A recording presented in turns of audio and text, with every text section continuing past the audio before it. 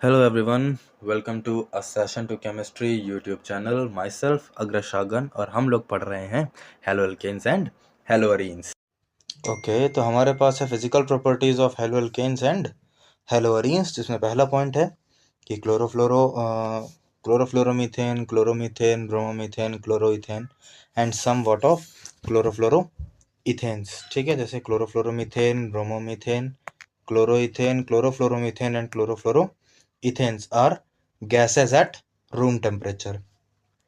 इनके अलावा कोई भी दूसरा एल्काइल हैलाइड होता है तो अदर एल्काइल हैलाइड्स वो या तो लिक्विड होगा या तो फिर वो सॉलिड होगा। ठीक है, यहाँ तक क्लियर हुआ? ठीक है, हमारा तीसरा वाला पॉइंट कह रहा है कि alkyl halides are colourless in pure state. ठीक है, यानी कि कोई भी एल्काइल हैलाइड ले लो और वो अगर प्योर स्टेट में एग्जिस्ट कर रहा है तो वो कैसा होगा? कलरलेस होगा। While alkyl iodide and bromide develop colour when they are exposed to light. ये क्यों होता है? This is due to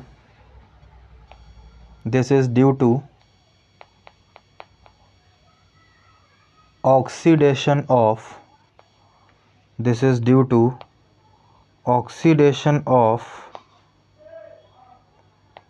alkyl iodide and alkyl bromide। ठीक है, ये क्यों होता है? क्योंकि इसमें एल्काइल आयोडाइड और एल्काइल ब्रोमाइड का ऑक्सीडेशन हो जाता है। ठीक है, चौथा वाला पॉइंट कह रहा है कि हेलो एल्केन्स का मेल्टिंग पॉइंट उनके मॉलिक्यूलर मास के अकॉर्डिंग बढ़ेगा। यानी कि जो भी हमारा मेल्टिंग पॉइंट होता है वो डायरेक्टली प्रोपोर्शनल होता है किसके? मॉलिक्यूलर मास के। किसके डायरेक्टली प्रोपोर्शनल होता है? मॉलिक्यूलर मास के। इन केस अगर हमारा मॉलिक्यूलर मास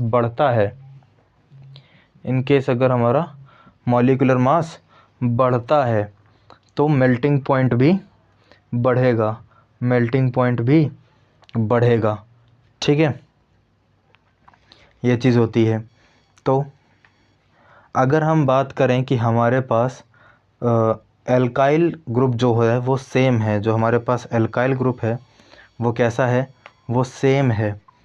ठीक है, तो for same alkyl group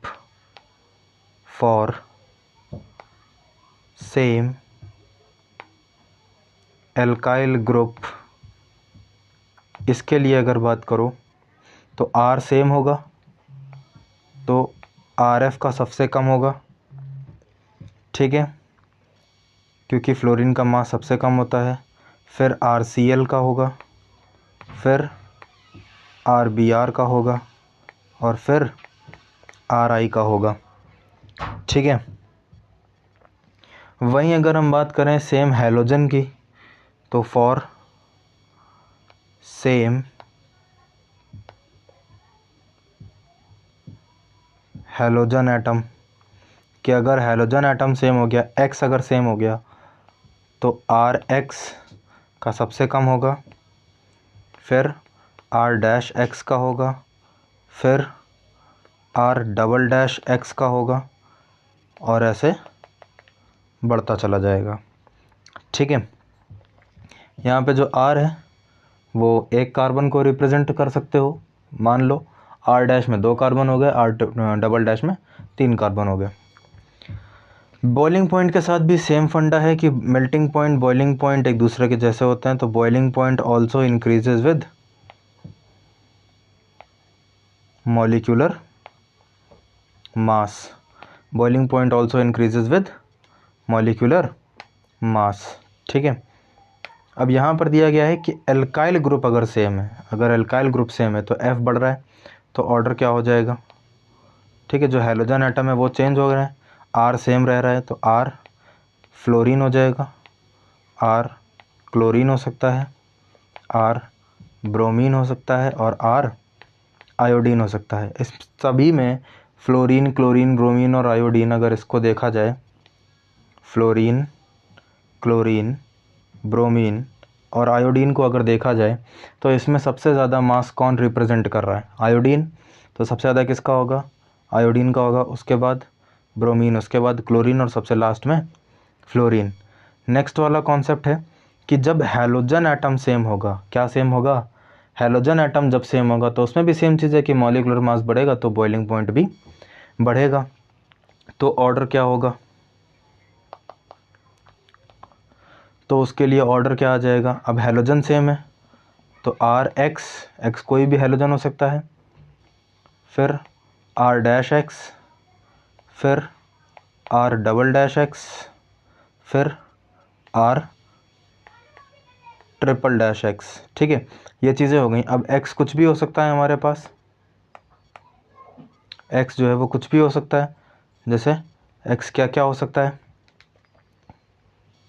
x हो सकता है हमारा फ्लोरीन हो सकता है, सॉरी क्लोरीन हो सकता है, ब्रोमीन हो सकता है, आयोडीन हो सकता है।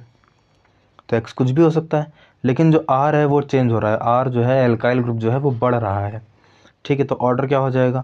एक कार्बन का मास ज़्यादा होता है कि दो कार्बन का? ऑब्वियस सी बात है, दो कार्बन का मास ज़्यादा होता है। फिर 2 से 3 में मास बढ़ेगा, फिर 3 से 4 में मास बढ़ेगा, और ऐसे करके मास आगे बढ़ता चला जाएगा। तो ये चीज़ समझ गए। ठीक है, फिर आता है इन case of isomeric alkyl halide. Isomeric का मतलब क्या होता है? यहाँ पे आइसोमेरिक रिप्रेजेंट कर रहा है 1 डिग्री, 2 डिग्री और 3 डिग्री को। किसको रिप्रेजेंट कर रहा है? 1 डिग्री, 2 डिग्री और 3 डिग्री को। तो कंसीडर कर लो कि ये हमारे पास 1 डिग्री का हैलाइड है, ये हमारे पास 2 डिग्री का हैलाइड है, और ये हमारे पास 3 डिग्री का हैलाइड है।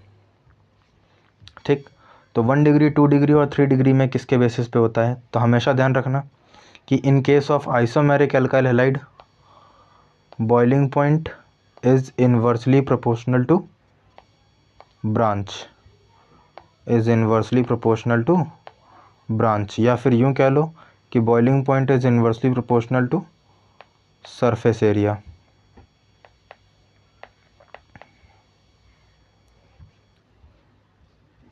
एक मिनट, इनवर्सली नहीं होगा, डायरेक्टली होगा। ठीक, सरफेस एरिया के केसेस पर डायरेक्टली होगा। It's my mistake, surface area. ठीक है, ये रहेगा। तो सरफेस एरिया किसका बड़ा है? ये 1 डिग्री वाला है, ये 2 डिग्री वाला है, और ये 3 डिग्री वाला है। सरफेस एरिया किसका बड़ा है? अगर ध्यान से देखो, ये 1 डिग्री का सरफेस एरिया है, ये 2 डिग्री का सरफेस एरिया है, और ये 3 डिग्री का सरफेस एरिया है। तो सबसे बड़ा सरफेस एरिया 1 डिग्री का है। तो जिसका सरफेस एरिया सबसे बड़ा होगा, जिसका सरफेस एरिया सबसे बड़ा होगा, उसका बॉइलिंग पॉइंट भी सबसे ज़्यादा होगा। ठीक है, या फिर यूँ कह लो जिसमें जितनी कम ब्रांचेस होंगी, तो 1 डिग्री वाले में ब्रांच बहुत कम है, इसलिए उसका बॉइलिंग पॉइंट सबसे ज़्यादा है। 2 डिग्री वाले में एक ब्रांच है, इसलिए उसका बॉइलिंग पॉइंट कम है, और 3 डिग्री वाले में 2 ब्रांचेस हैं, तो उसका बॉइलिंग पॉइंट और कम हो जाएगा। ठीक है, फिर ये वाला पॉइंट कह रहा है कि alkyl halides are polar molecules. Yes, हमने एल्काइल हैलाइड्स में पोलैरिटी पढ़ी है, तो एल्काइल हैलाइड्स पोलर मॉलिक्यूल है, और हमें पता है कि solubility depends on the factor like dissolves, like यानी कि पोलर वाले पोलर में डिज़ोल्व होंगे, नॉन पोलर वाले नॉन पोलर में डिज़ोल्व होंगे। और अगर वाटर की बात करें तो वाटर एक पोलर सॉल्वेंट है। वाटर कैसा सॉल्वेंट है? पोलर सॉल्वेंट है।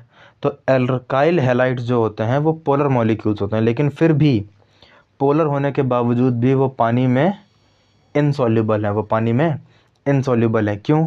क्योंकि वो पानी के साथ हाइड्रोजन बॉन्ड नहीं बनाते हैं। अब what is this hydrogen bond? Hydrogen bond क्या होता है?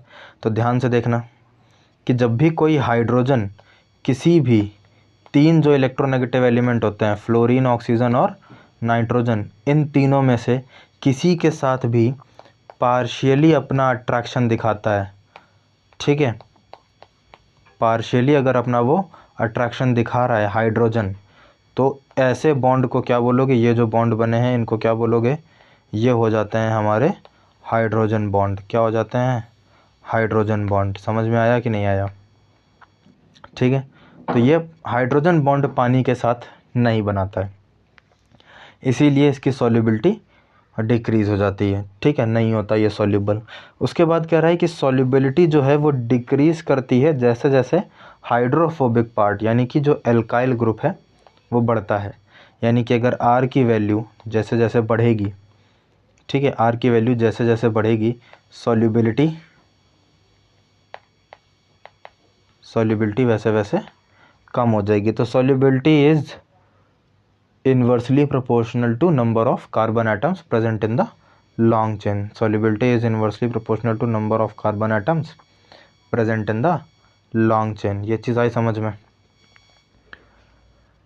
ठीक है, समझ गए, इसलिए ये चीज़ होती है। उसके बाद बात आती है इनफ्लेमेबिलिटी, कि कौन कितना ज़्यादा इनफ्लेमेबल है, ठीक। तो उस चीज़ को ध्यान में रखना कि इनफ्लेमेबिलिटी का मतलब होता है कि जो हैलोजेंस होते हैं वो इनफ्लेमेबल होता है, ठीक है। और ये इनफ्लेमेबल चीज़ों को बुझाने में भी काम आते हैं, जैसे कि CCl4 हमने बताया था कि जो CCl4 है वो फायर एक्सटिंग्विशर में काम आता है, बिल्कुल स्टार्टिंग में बताया था, ठीक। तो ऐसे ये इनफ्लेमेबल भी होते हैं। फिर बात आती है रिएक्टिविटी की, तो ये रिएक्ट कैसे करते हैं। तो अकॉर्डिंग टू द पोलैरिटी अगर देखें तो पोलैरिटी सबसे ज़्यादा पोलर कौन सा है, सबसे ज़्यादा पोलर RCl है, उसके बाद RF है, उसके बाद RBr है, उसके बाद RI है, सबसे ज़्यादा पोलर ये हैं, ठीक। तो इसके अकॉर्डिंग जो ऑर्डर होना चाहिए रिएक्टिविटी का वो भी यही होना चाहिए, बट ऐसा ऑर्डर नहीं होता है, तो फिर एक्चुअल ऑर्डर क्या होता है और क्यों होता है, जो भी होता है वो क्यों होता है। तो एक्चुअल ऑर्डर होता है हमारा, ठीक, एक्चुअल ऑर्डर जो होता है वो होता है RI का सबसे ज़्यादा, ठीक है। RI के बाद सबसे ज़्यादा होता है RBr के बाद सबसे ज़्यादा होता है RCl और उसके बाद सबसे ज़्यादा होता है RF। ऐसा क्यों होता है, due to bond dissociation energy, due to bond dissociation energy, ठीक है। बॉन्ड डिसोसिएशन एनर्जी क्या होता है, what is this bond dissociation energy. किसी भी बॉन्ड को तोड़ने में जो भी एनर्जी लगती है उसको हम बोलते हैं बॉन्ड डिसोसिएशन एनर्जी। अब RI वाला सबसे ज़्यादा है, RI वाला सबसे ज़्यादा रिएक्टिव है। क्यों रिएक्टिव है, because RI has low bond dissociation energy, because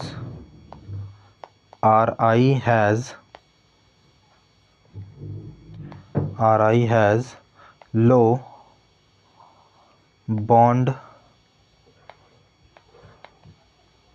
dissociation energy, because RI has low bond dissociation energy, इसीलिए RI सबसे ज़्यादा है। तो बॉन्ड डिसोसिएशन एनर्जी भी काफ़ी रिस्पॉन्सिबल होती है रिएक्टिविटी के लिए।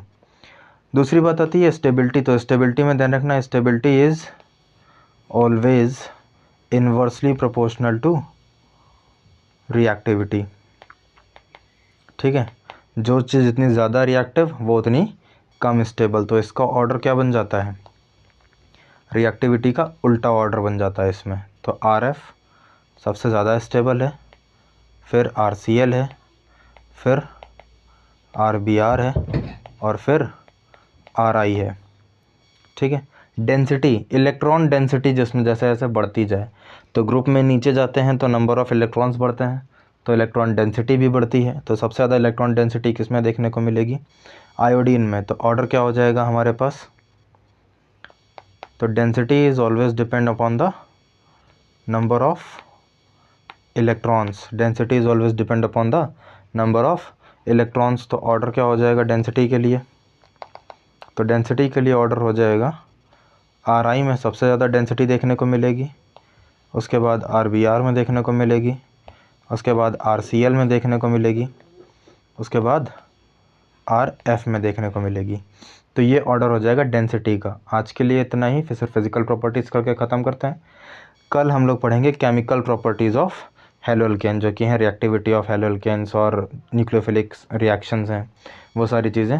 न्यूक्लियोफिलिक में कितने टाइप्स होते हैं वो सब हम कल पढ़ेंगे। ओके, तो आज के लिए इतना ही।